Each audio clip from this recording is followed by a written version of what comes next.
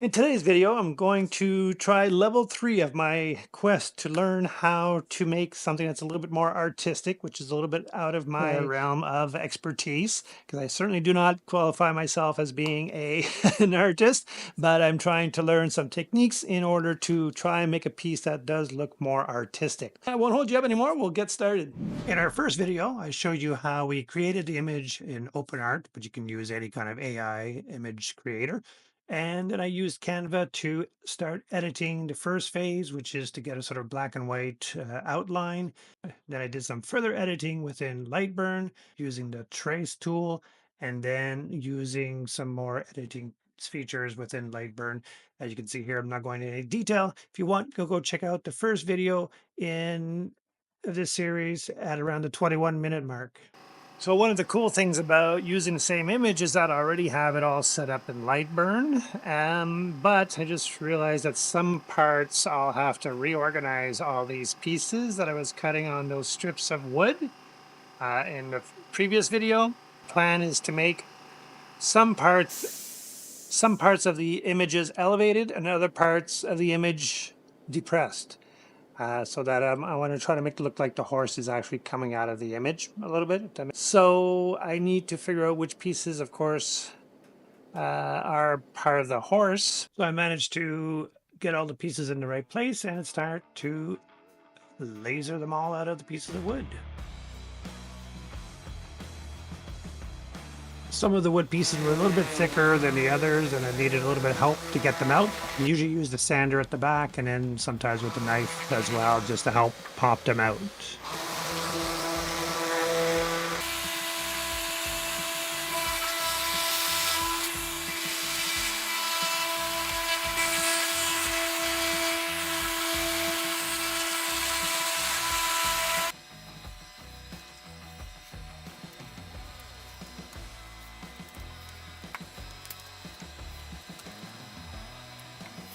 Here I cut out an outline just to make it easier for me to arrange the pieces for gluing and staining. Just makes the job a whole lot easier. And here's a sneak peek of the progress so far. It's coming out pretty cool. And now it's time to do the staining. I cut out another outline just out of cardboard just so that it makes it easier from transferring one to the other. And then I'll be doing it the opposite way later. I like to use the Kills original. I do like the bin 123 in that, but it's much too expensive. This is a cheaper version, and I find it works great, just as good for these projects.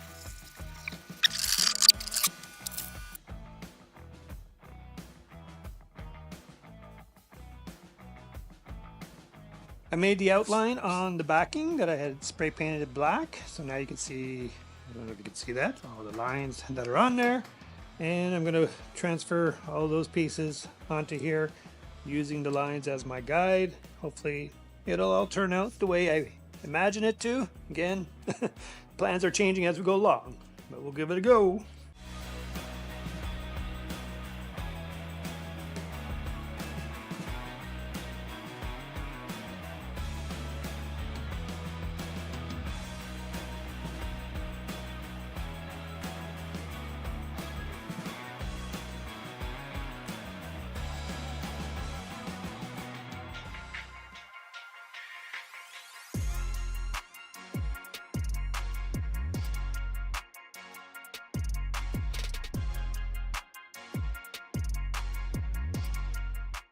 All right, so I'm done number 3. I put a clear coat on it. I might still go with epoxy after, not sure yet. But this is the third rendering of this project. Trying to get to the point now it's a little bit more three-dimensional. Hopefully you can get that out in the camera there. I think you can see that. Do like the colors as well.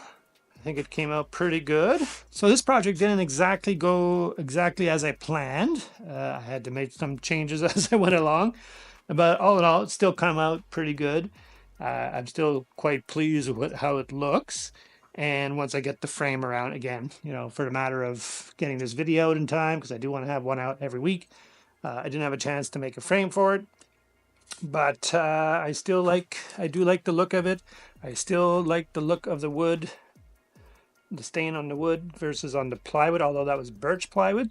So I'm wondering if I were to use pine plywood, if it would have come out similar to this, which would make my job a lot easier than having to use, having to resaw with the table saw and then put little strips and all these little pieces in the laser and cut them all differently instead of just putting one piece of plywood in there. So that might be another option I'm thinking about. So I think this will be the last horse that I do, just because I got 3 of them now. One of them is going away, but these 2 I'll have to do the finishing and then see about either giving them away or selling them. I'm not sure what I'm going to do with them yet, but I still definitely do like the look of them. So I hope you enjoyed this video as well. So if you want to see how I made the image and how I've edited it in the different software, being Canva and Lightburn, go to the first video where I made that one at around the 21-minute mark. I do a little bit of an explanation of how I did it. I do plan to make a video with more, real-time editing of how I do it. Again, I'm not expert at Canva or at Lightburn, but it might prove helpful to, obviously come out with these things if that's what you're looking to do. Yeah, so I hope you come along stick around for the next video. Again, I might do, I don't know, I might still do the horse, but again, I have, I have this vision or envision a type of look that I'd like to get to. Unfortunately, this horse image wouldn't work with what I was trying to do because of the small pieces on the edges. It just wouldn't work. I was planning to do all nice rounded on the inside at the high points, but yeah, because of all these little small pieces, it just wouldn't have worked out. So I'll have to come up with a different image where it's more of a larger pieces on the edges, and we'll see if I get to that for the next video. So I hope you stick around and come back and see what I'll make next week. All right. Thanks for watching to this point. If you made it this far, thank you so much. And if you haven't already, why not, subscribe or say like. If you liked it, hit the like button. And I appreciate all of you for all your support. Take care.